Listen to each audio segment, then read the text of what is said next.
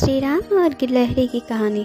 माता सीता का हरण होने के बाद भगवान राम को लंका तक पहुंचने के लिए उनकी वानर सेना जंगल को लंका से जोड़ने के लिए समुद्र के ऊपर पुल बनाने के काम में लग जाती है।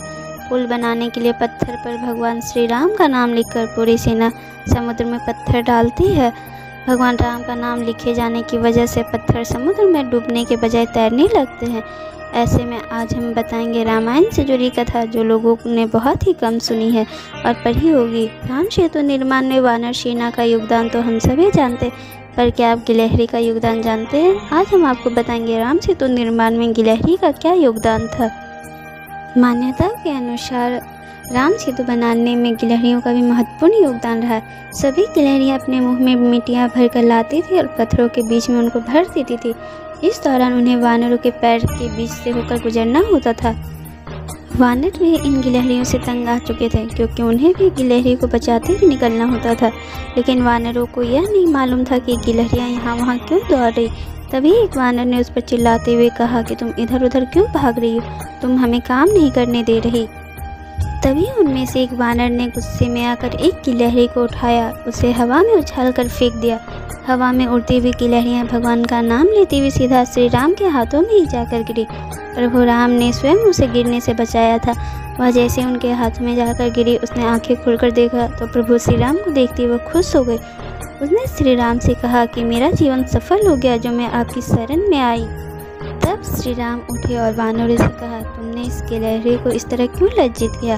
श्री राम ने कहा, क्या तुम जानते हो गिलहरी द्वारा समुद्र में डाले गए छोटे पत्थर तुम्हारे द्वारा फेंके जा रहे बड़े पत्थरों के बीच के फासले को भर रही है। इस वजह से यह पुल मजबूत बनेगा। यह सुन वानर सेना काफ़ी शर्मिंदा हो गई। उन्होंने प्रभु राम और गिलहरी से क्षमा मांगी। तब श्री राम ने हाथ में पकड़ी हुई गिलहरी को अपने पास लाया, इससे इस घटना के लिए क्षमा मांगी। उसके कार्य को सराहना देते हुए उन्होंने उसके पीठ पर अपनी उंगलियों से स्पर्श किया। श्री राम के स्पर्श के कारण गिलहरी की पीठ पर 3 रेखाएं बन गई, जो आज भी हर एक गिलहरी के ऊपर श्री राम के निशाने के रूप में मौजूद है। यह 3 रेखाएं राम, लक्ष्मण और सीता का प्रतीक है। मान्यता के अनुसार दूसरी कहानी यह भी है। जब श्री राम अपनी पत्नी माता सीता व अनुज लक्ष्मण के साथ वनवास पर थे, तो रास्ते में चलते समय हर तरह के धरातल पर पैर पड़ते रहे। कहीं नरम घास भी होती थी, कहीं कठोर धरती भी, कहीं कांटे भी। ऐसे ही चलते हुए श्री राम का पैर एक नन्ही सी गिलहरी पर पड़ा।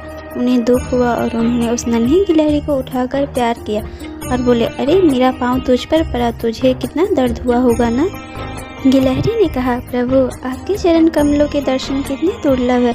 संत महात्मा इन चरणों की पूजा करते नहीं थकते। मेरा सौभाग्य है कि मुझे इन चरणों की सेवा का एक पल मिला। इन्हें इस कठोर राह से एक पल का आराम मैं दे सकी। प्रभु श्री राम ने कहा, फिर भी दर्द तो हुआ होगा ना, तो चिल्लाई क्यों नहीं? इस पर गिलहरी ने कहा, प्रभु कोई और मुझ पर पाँव रखता तो मैं चिखती, हे राम राम राम, किंतु जब आपका ही पैर मुझ पर पड़ा तो मैं किसे पुकारती। कहते हैं कि श्री राम ने गिलहरी की पीठ पर बड़े प्यार से उंगलियां फेरी, जिससे कि उसे दर्द में आराम मिले। अब वह इतनी नन्ही सी है कि 3 ही उंगलियां फिर सके। माना जाता है कि इसलिए गिलहरियां के शरीर पर श्री राम की उंगलियों के निशान आज भी होते हैं।